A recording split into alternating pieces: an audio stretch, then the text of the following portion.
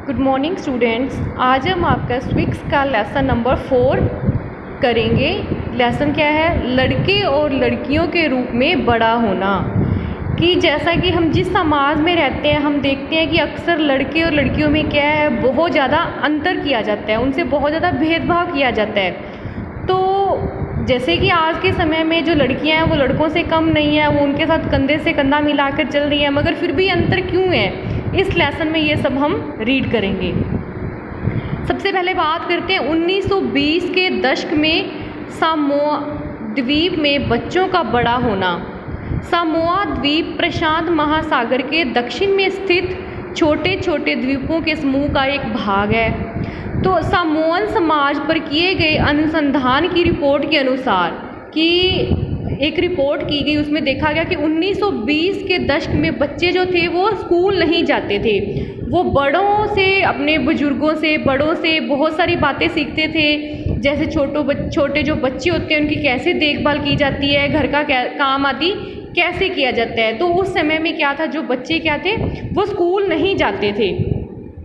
इसी प्रकार हम बात करते हैं 1960 के दशक की, कि 1960 के दशक में मध्य प्रदेश में पुरुष के रूप में बड़ा होना। कि उस दशक में क्या था, तो कक्षा 6 में आने के बाद जो क्या था, लड़के और लड़कियों के स्कूल जो थे वो अलग अलग हो जाते थे। कि लड़कों का स्कूल अलग होता था और लड़कियों का अलग होता था, और उनके जो स्कूल थे ना वो बहुत ही अलग ढंग से बने होते थे।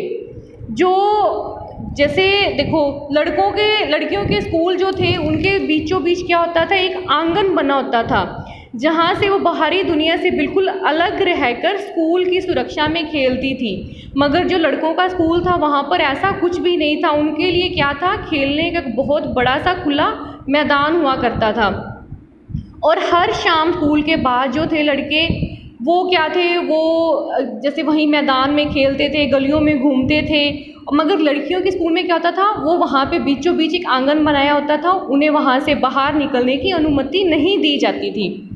और इसी तरह देखो, हम यह भी अनुभव करते हैं कि समाज लड़के और लड़कियों में अंतर स्पष्ट करता है। कि जो हमारा समाज है वही ये सब अंतर बनाता है खुद ही। यह बहुत कम आयु से ही शुरू हो जाता है। देखो, शुरू से जैसे लड़के और लड़कियों के क्या है, खेलने के लिए क्या है, खिलौने अलग होते हैं। लड़कों को क्या है, वो पेरेंट्स क्या है, वो गाड़ियाँ, बाइक से ये सब खिलौनों के रूप में लेके देते हैं। मगर लड़कियों को क्या है, सिर्फ गुड़िया ही खेलने के लिए दी जाती है।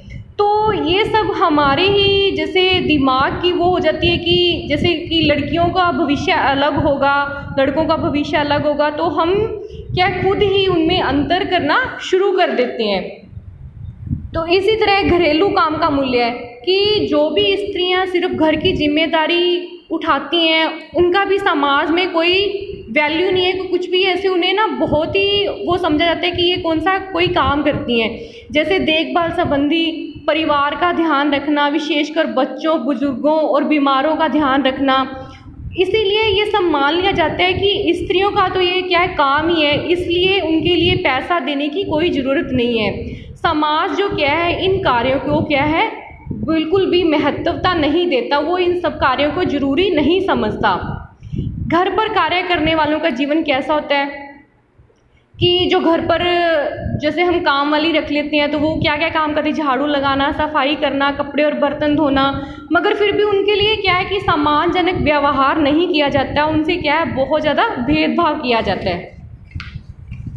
इसी प्रकार महिलाओं का काम और समानता, कि आज के समय में जो महिलाएं घरेलू काम के अलावा और भी जैसे नौकरी वगैरह भी कर रही हैं, मगर फिर भी क्या समाज उन्हें क्या है, एक समानता का अधिकार नहीं दे रहा है। कि हम जानते हैं कि जैसे समाज जो है हमारे महिलाओं के लिए समानता का अधिकार अभी तक पूरी तरह से नहीं मिला है। संविधान भी कहता है कि स्त्री या पुरुष होने के आधार पर भेदभाव नहीं किया जा सकता, मगर फिर भी क्या है, समाज के लोगों ने लड़कियों और लड़कों में बहुत ज़्यादा भेदभाव किया हुआ है। और इन सब को, भेदभाव को ख़त्म करने के लिए हमें खुद में और समाज में बदलाव लाने की बहुत ज़्यादा ज़रूरत है।